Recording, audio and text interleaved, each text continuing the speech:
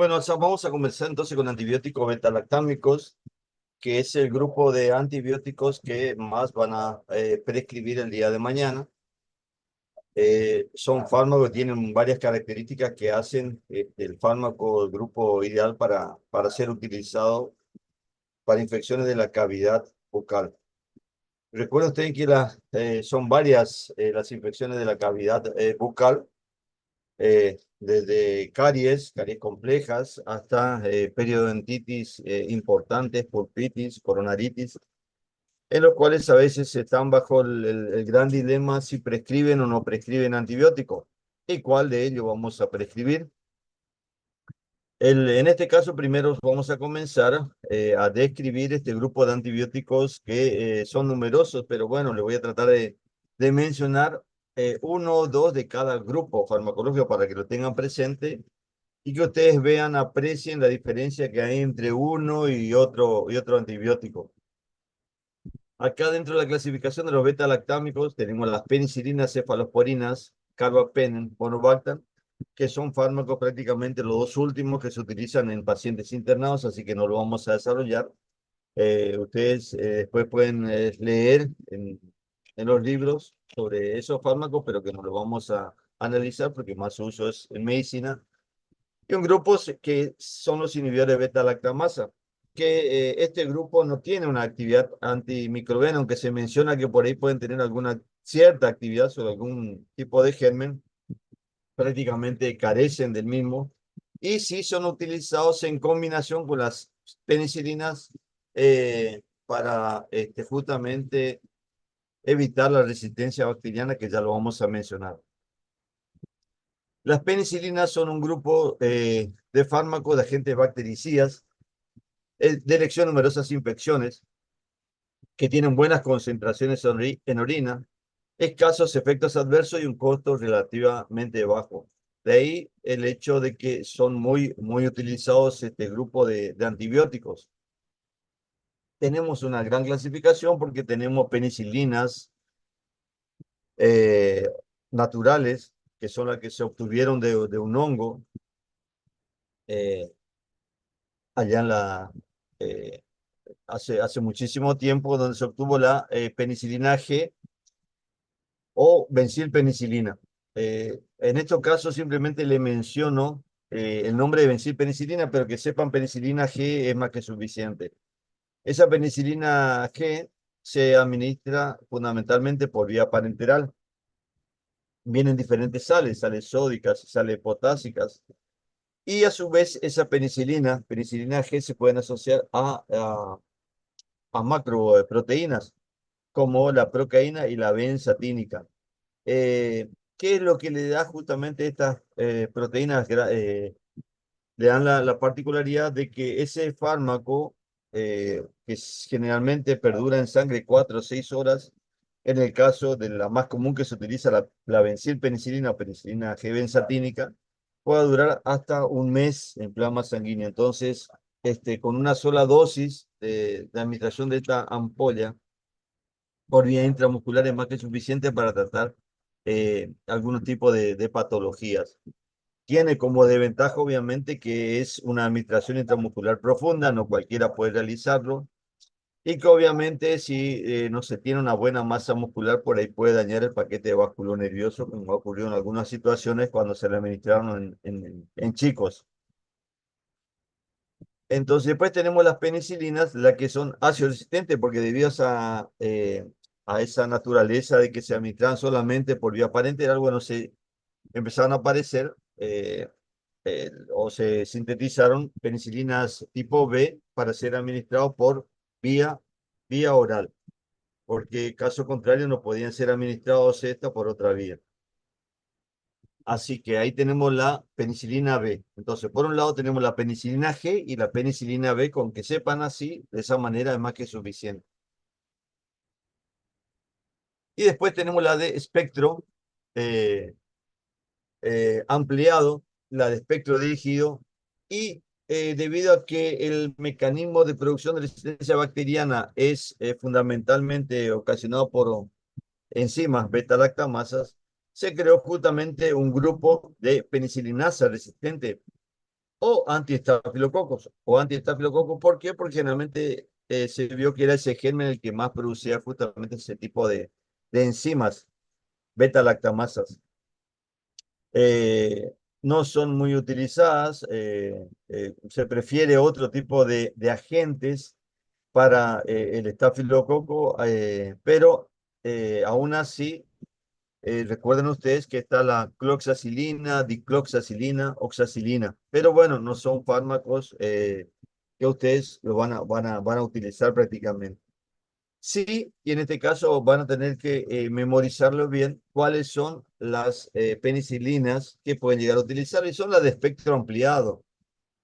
¿Por qué se llaman de espectro ampliado? Justamente porque las penicilinas naturales tienen un límite de espectro por el cual son indicados o son utilizados.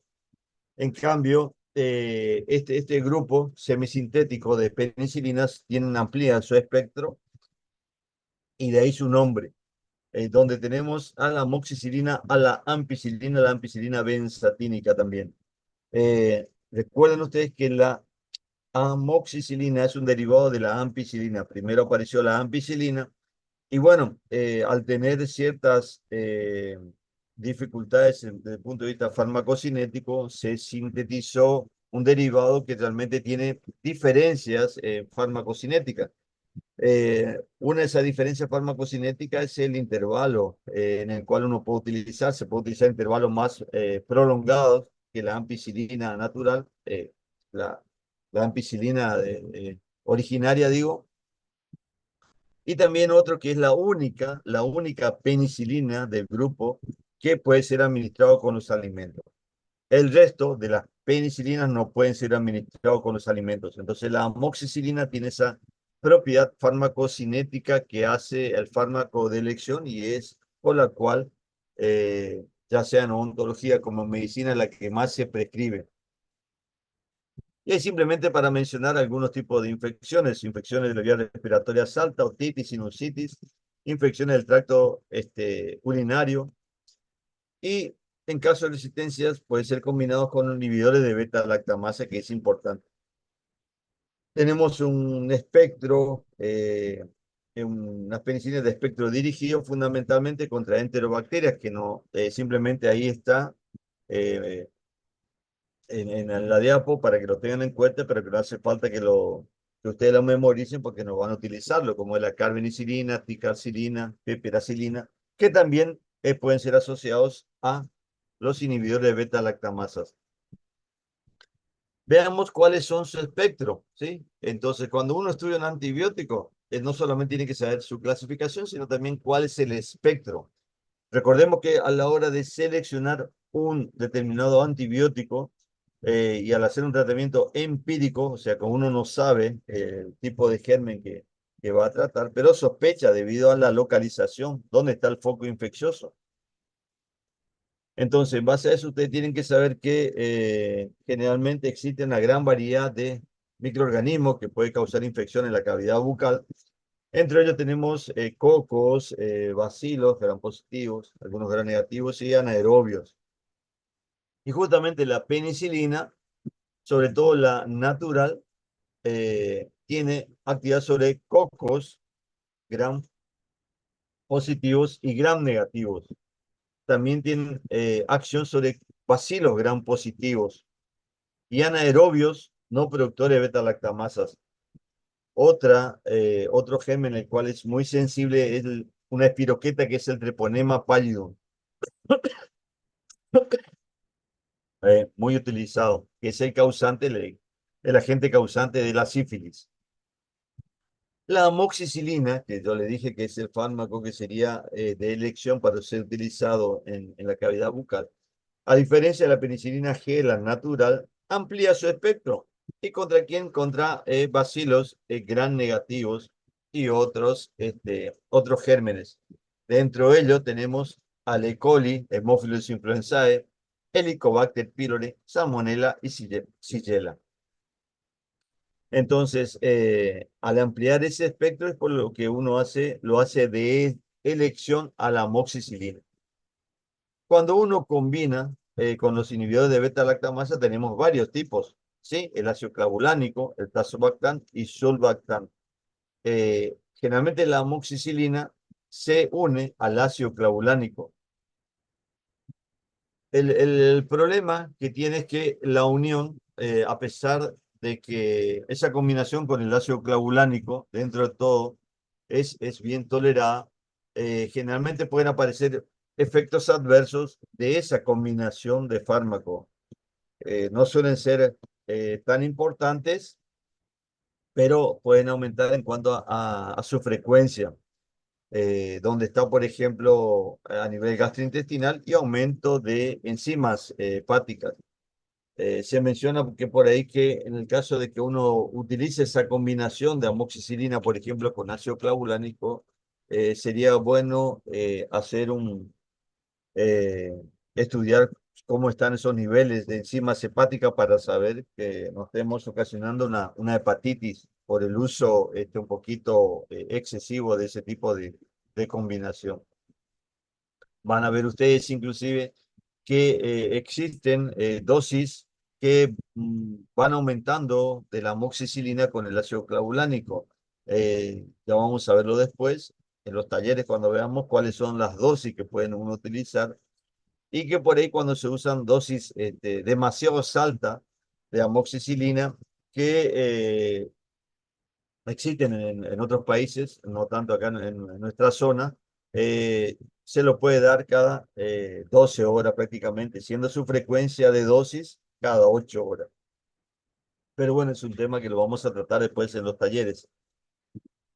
Entonces, ¿cuál es el error por ahí que se comete en odontología? Es combinar de entrada esa combinación. Siempre se prefiere primero utilizar la amoxicilina. Luego, en caso de que exista una resistencia bacteriana, ahí sí lo podemos combinar con los inhibidores de beta-lactamasas.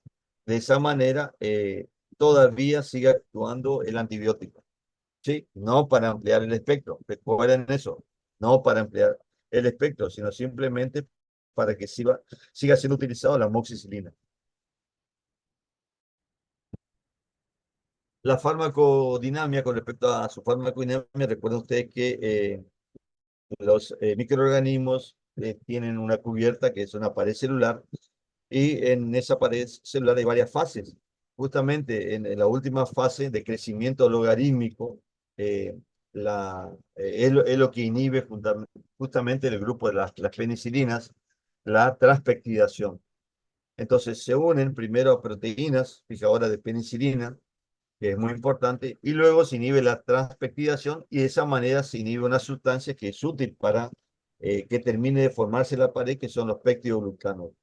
Al no tener esa pared, justamente se activan autolisinas, aumentan la presión dentro de la célula y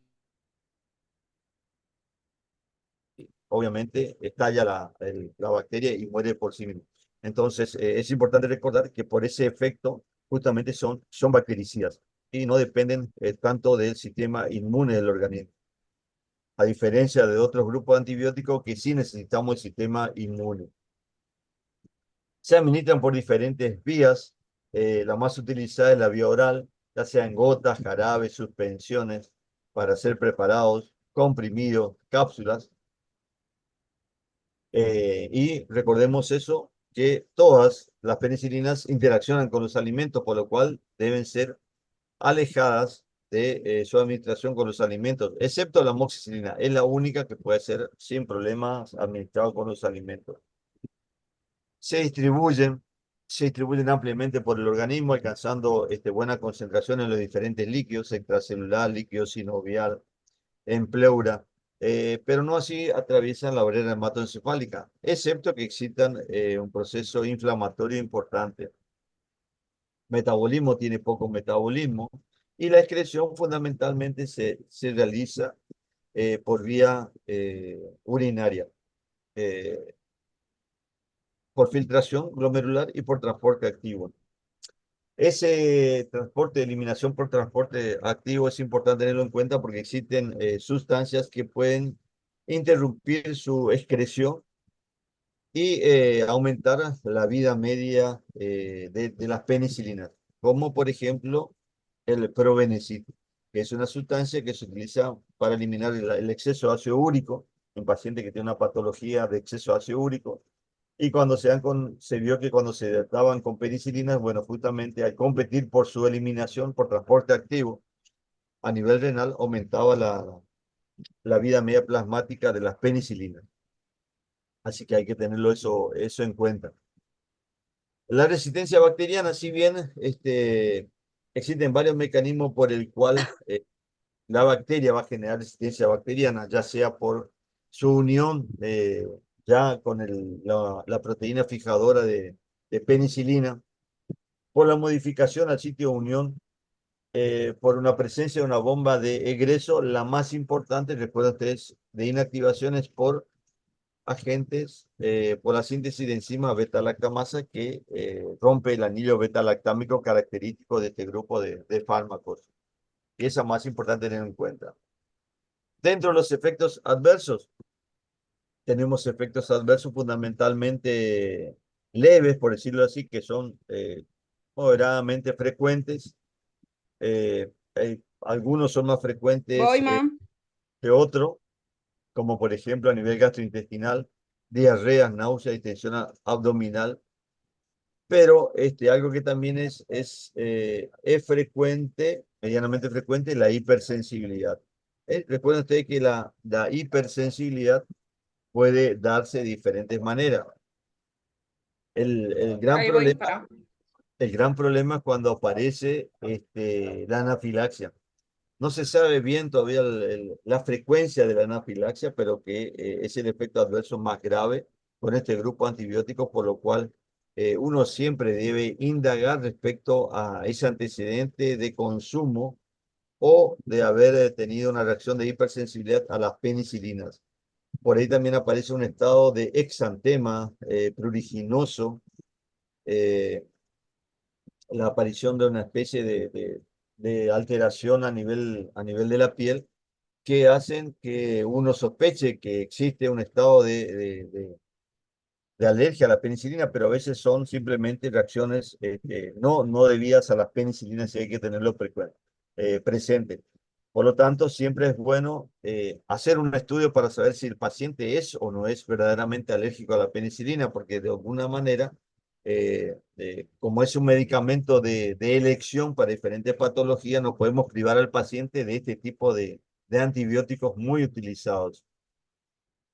Van a ver ustedes que no son muchos los grupos que podemos utilizar en odontología y con que es suficiente con que manejemos 2 o 3 para ser utilizados en odontología. Ya lo vamos a ir viendo.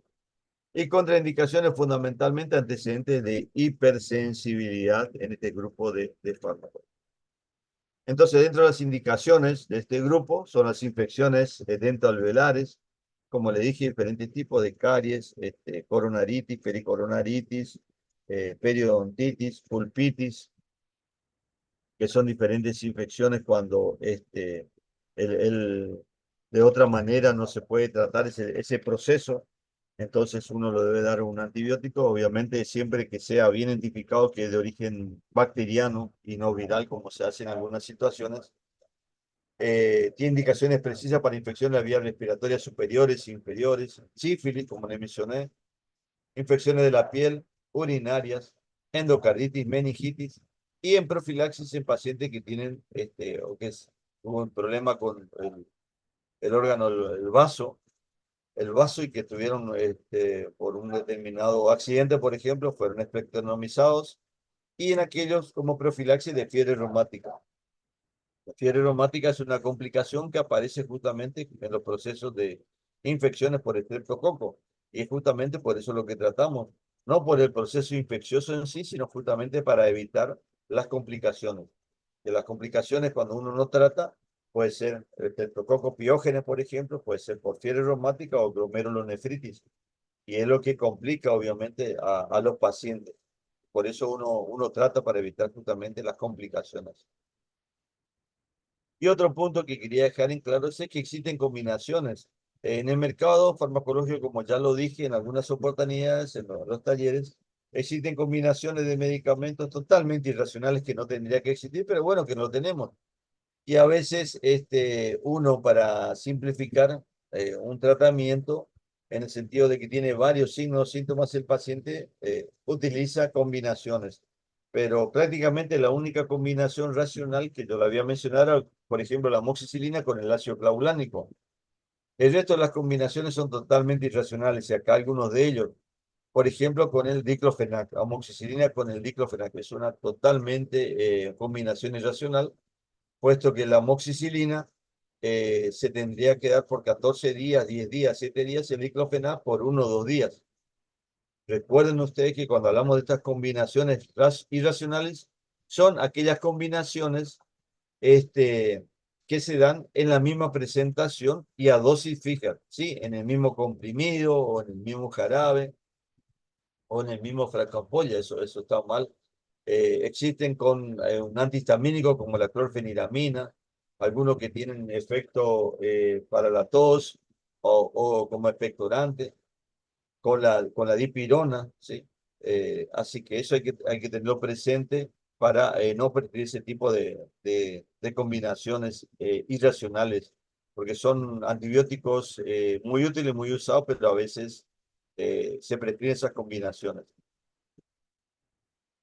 Entonces, son agentes muy utilizados de primera elección, numerosas infecciones, presentan escasos adversos y de costo relativamente bajo. Entonces, hacer un uso racional no implica no solo tener conocimiento de la patología, sino también el antibiótico a utilizar. Y les recuerdo que, entonces, en este caso de elección, este grupo de penicilinas, la amoxicilina o la amoxicilina en combinación con el ácido clavulánico serían los fármacos a elección que ustedes podrían prescribir y que, bueno, lo tienen que tener presente. Y ya vamos a ver las dosis, cómo vienen y cada cuánto tenemos que tratar. El otro grupo de antibióticos son las cefalosporinas, que también, igual que el anterior, casi características similares, son bactericidas de escasos efectos adversos, pero a diferencia del anterior ya tiene un costo un poquito más elevado. La resistencia, la más importante, como yo le dije, le reitero, es por la producción de enzimas beta-lactamasas, ¿sí?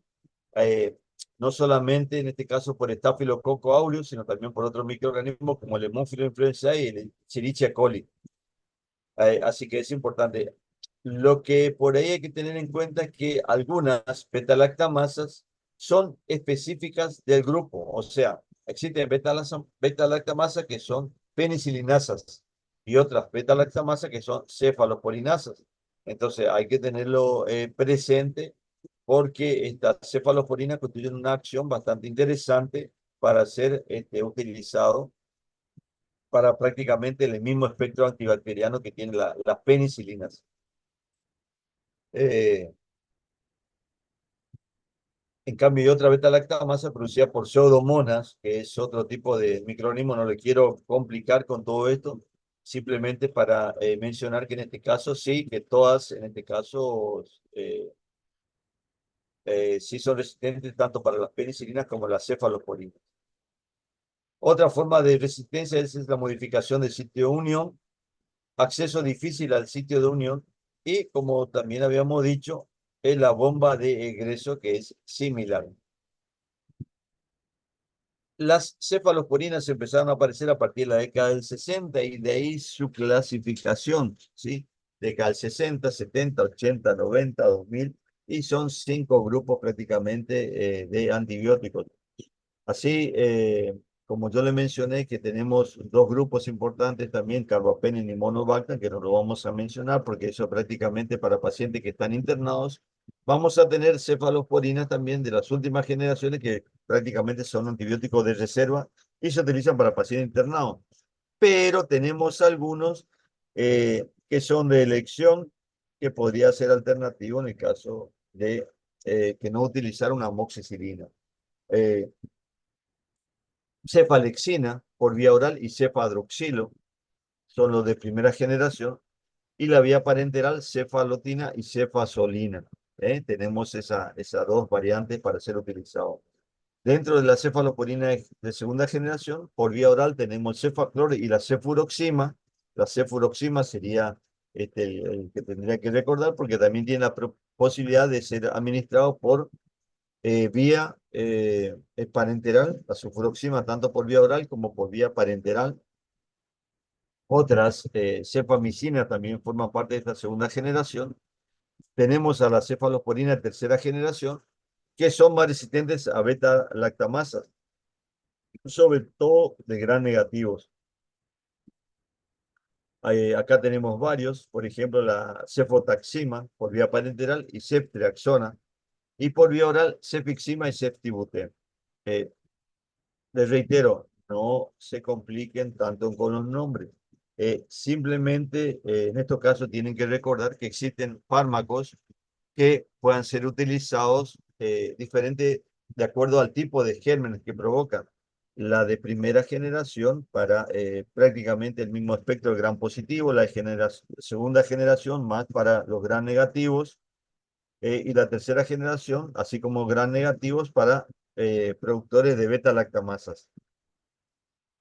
Lo de cuarta generación aparecieron también dos, una por vía oral, otra por vía parenteral, cefepime y cefpirome, para ser administrados, y después apareció una última generación por vía endovenosa exclusivamente, la ceftarolina, para ser administrado, y esto de uso reservado, así que simplemente es para mencionarles, para que lo tengan presente, que existen ese medicamento, pero que prácticamente no lo van a prescribir, no lo van a utilizar estos grupos de fármacos de última generación.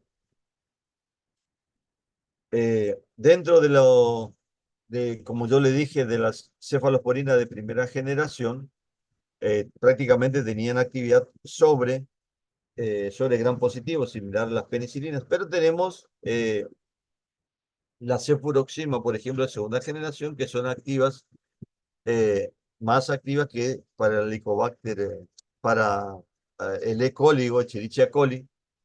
Cubren además Haemophilus influenzae y Moraxella catarrhalis, agentes infecciosos de, por ejemplo, patología de la vía respiratoria alta, como algunas otitis. Por eso que muchas veces un fármaco de elección, cuando existe una infección bacteriana, reitero esto y siempre me van a escuchar decir, para que lo tengan presente, bacteriana, ¿sí? Eh, que es más frecuente a partir de los chiquitos, a partir de los 2 años, y no tan frecuente en los niños, que se utilizan mucho en chicos, que son toda la mayoría de infecciones virales. Entonces, cuando uno utiliza, tenemos la cefuroxima en este caso de otitis, por ejemplo. También puede ser la actividad contra neumococo, estafilococo aureus, la cefuroxima, por ejemplo, también puede ser utilizado. Y para ciertos bacteroides, contra bacteroides frágiles, la cefoxitina.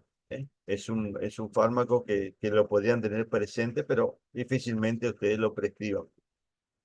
Lo de cuarta generación, como dijimos, son similares a los de tercera generación, pero también se menciona que son un poquito más resistentes a beta-lactamasas, pero prácticamente no tienen indicación en atención primaria de la salud. Así que recuerden simplemente lo de primera generación, como la cefalexina, y de segunda generación, la cefuroxima. Y de tercera generación, la ceftriaxona, por ejemplo. Aquí tenemos, por ejemplo, algo respecto a su farmacocinética. La de primera generación, vía oral y vía intramuscular, eliminación renal. Y la intervalo de dosis es de acuerdo a los fármacos que le mencioné, que son varios, puede ser de 6, 8 o 12 horas. Lo de segunda generación, el intervalo de dosis puede ser de 8 a 24 horas. Son de rápida eliminación. Lo de tercera generación, también por vía oral y parenteral. Este, Eliminación renal en su mayoría, excepto la ceftriaxona, que tiene un 50% de eliminación por bilis. Lo bueno de la ceftriaxona, que en infecciones, por ejemplo, de transmisión sexual, como es el gonococo, puede ser utilizado en una sola dosis día para tratar ese tipo de patología.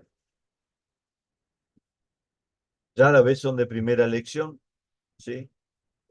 Para estreptococo piógenes, más son el grupo de las penicilinas, para este Staphylococcus aureus. Eh, también para E. coli, anaerobio de la cavidad bucal. Pueden usarse para infecciones urinarias, sí, en infecciones menores por estafilococo y otras celulitis o abscesos de tejidos blandos, pero no en infecciones graves. La cefazolina de elección para profilaxis quirúrgica por vía parenteral. Sobre todo de profilaxis quirúrgicas en medicina, no tanto en odontología. Uso clínico de segunda generación, más activa sobre Escherichia coli y, como les dije, Haemophilus influenzae y Brahmanella catarrhalis. Y la cefoxitina para anaerobios como Bacteroides fragilis, diverticulitis, peritonitis son las indicaciones, que en este caso no sería uso ontológico. Lo de tercera generación, mejor espectro para gram negativos y anaerobios, infecciones graves por gérmenes resistentes, son de utilidad en meningitis por neumococo, meningococo, indicado en casos neutropénicos febriles, y la cepriazona, como yo le dije, para la gonorrea. Como ustedes verán en estos casos, cuando uno va a hacer una identificación del germen para hacer un tratamiento empírico, tiene que saber que en la cavidad bucal que existen estreptococos, ¿sí? Pectoestreptococos, que son anaerobios, Corynebacterium, Actinomyces. Entonces, prácticamente ese tipo de que flora, que puede ser mixta, bacteriana, con el grupo de las penicilinas es más que suficiente, ¿sí? ¿Cuál es el único caso en el cual uno por ahí puede pensar o no podría dar penicilina? Cuando el paciente es alérgico. Obviamente es alérgico. Pero como tiene la amoxicilina un espectro ampliado, a veces se prefiere utilizar como alternativo a la penicilina, específicamente a la amoxicilina, otro grupo farmacológico, son los macróleos, que ya lo vamos a ver en clases posteriores, en este caso porque se podría pensar también utilizar la cefalosporina, pero no, se prefiere utilizar el grupo de los macróleos cuando el paciente es alérgico. Lo que está mal es usar de entrada los macróleos, por más que presenten eh, un espectro un poquito superior a las penicilinas, por más que presenten la comodidad de ser administrados una vez por día, no tienen justificación para ser utilizados como fármacos de primera línea. No se justifica para nada. Es todo un tema de discusión con muchos profesionales, eh, pero bueno, eh, obviamente que la práctica es otra cosa y la elección también va a depender de la experiencia que tengan cada profesional. Dijimos que también son este grupo de las cefaloponinas son menos tóxicos, pero tienen un poquito más de efectos adversos.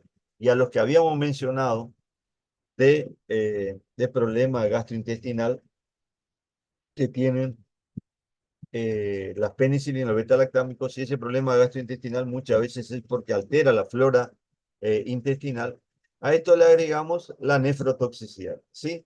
La nefrotoxicidad que se hace más importante, este efecto adverso, cuando se administran con otros fármacos nefrotóxicos. Entonces, de por sí sola no puede llegar a causar, pero es más factible que se dé esa nefrotoxicidad cuando se administran otro grupo de fármacos, como por ejemplo los AINES, ¿sí?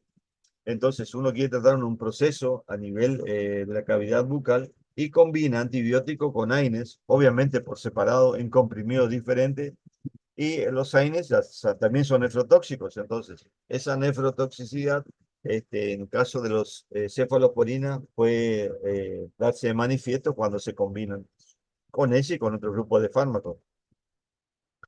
Se habla de hipersensibilidad cruzada entre penicilinas y cefalosporinas. Entonces, si el paciente ya tiene una reacción de hipersensibilidad a la amoxicilina, seguramente va a tener cefalosporina, como son del grupo beta-lactámicos, así que es preferible no utilizarlo. Pueden aparecer otros efectos adversos, como enfermedad del suero, con vasculitis severas en algunos casos, pero bueno, eso eh, son raros las que suele ocurrir. Sí, un estado de pseudolitiasis biliar con la septiacciona debido a que se elimina el 50% por bilis, alterando la calidad de la bilis, pudiendo asociarse a imágenes ecográficas que confunden con litiasis biliar. Interacciones con aminoglucósidos, tiene interacciones este grupo de fármacos. Una interacción que se mencionaba cuando hablamos de interacciones, el capítulo de interacciones, una farmacocinética era cuando uno mezclaba una interacción farmacéutica previo a la su administración, que no habría que ser utilizado en ese tipo de- en esa preparación previa, digo, a la su administración. Otro grupo de antibióticos son con aquellos, por ejemplo, el grupo de los macrólidos del cloranfenicol y tetraciclinas, que son antibióticos de amplio espectro. Y recuerden ustedes que los antibióticos de amplio espectro, como le mencioné, tetraciclina, cloranfenicol, macrólidos, eso actúan, son agentes bacteriostáticos, o sea, eh, impiden el crecimiento de la bacteria, el crecimiento y el desarrollo.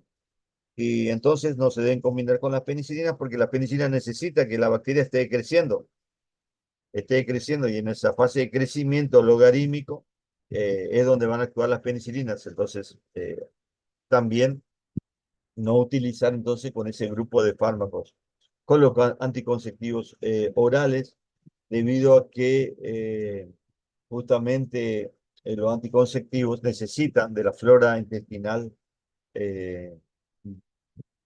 la flora intestinal para degradarse y volverse a reabsorber para tener su efecto farmacológico. Entonces, pueden tener interacciones no solamente este grupo, sino casi todos los antibióticos que van a alterar la flora gastrointestinal. Entonces no deben ser combinados. La furosemida, que es un agente también nefrotóxico, y anticoagulantes, como por ejemplo la warfarina, por el riesgo de hemorragias, de mayor sangrado. Por último, simplemente le quería dejar esto, que es interesante para que lo tengan presente. Si bien existen protocolos, ustedes van a leer por ahí manejos estandarizados de qué hacer o qué antibiótico dar y qué dosis. eh, Queda por ahí eh, alguna duda. Bueno, realmente le doy o no le doy antibiótico en este caso. Y en odontología tenemos que recordar que una adecuada higiene oral disminuye las infecciones odontogénicas, especialmente la enfermedad periodontal. ¿Y por qué? ¿Y por qué justamente eso? Porque justamente se ha vinculado con el desarrollo de enfermedades cardiovasculares, ese proceso periodontal. Eh, el tratamiento de infecciones odontogénicas tiene como finalidad evitar, obviamente, la extensión local, reducir el inóculo bacteriano y prevenir las complicaciones derivadas de la diseminación hematógena. Entonces, por eso vamos a tratar un proceso infeccioso bacteriano, para evitar justamente su diseminación hematógena, evitar las complicaciones, como yo le dije, la fiebre reumática, que afecta el corazón, o la glomerulonefritis, que afecta al riñón. Eh, La mayoría de las patologías dentales pueden tratarse con éxito, eliminando la infección mediante una exodoncia. A veces el paciente tiene una infección y se le realiza una exodoncia y con eso es más que suficiente. Algunos le dan de manera profiláctica, mal llamado ahí profiláctica, antibióticos, pero con la simple extracción es más que suficiente, por más que tenga un proceso en ese caso, no hace falta. También puede ser a través de una endodoncia, una incisión y drenaje quirúrgico de un absceso, tratamiento periodontal con curetaje gingival sin la necesidad de antibióticos.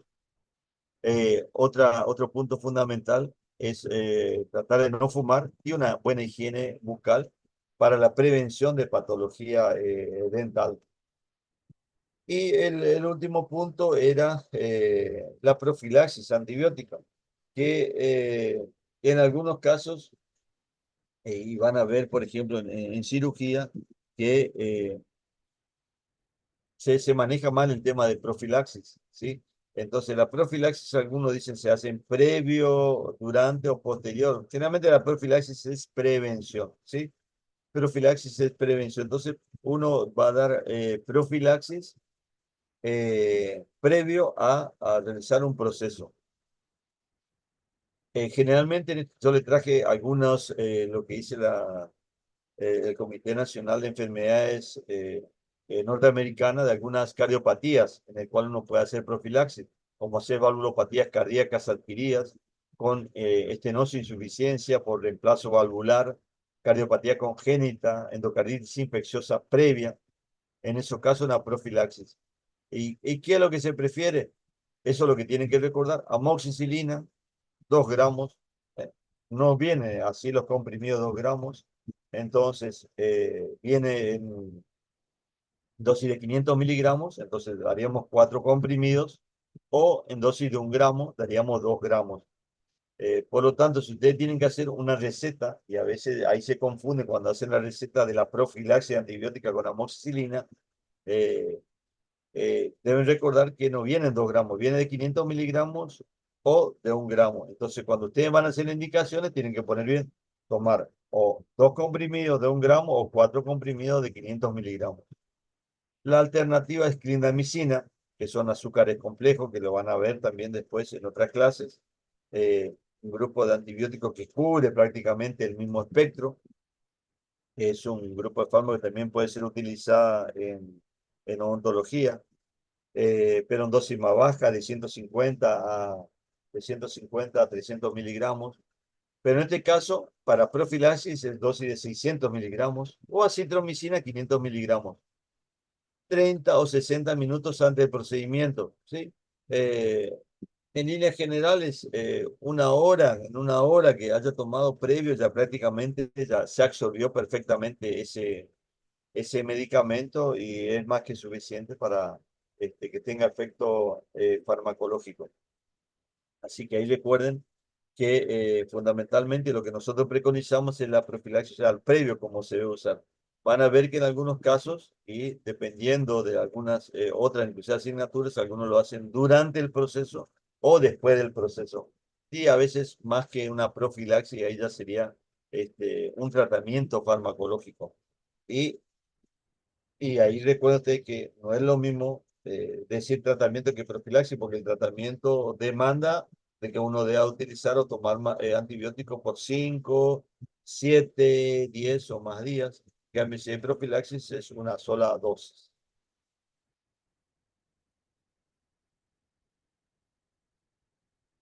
Bueno, eso es todo. Como le dije, son muchos grupos de antibióticos.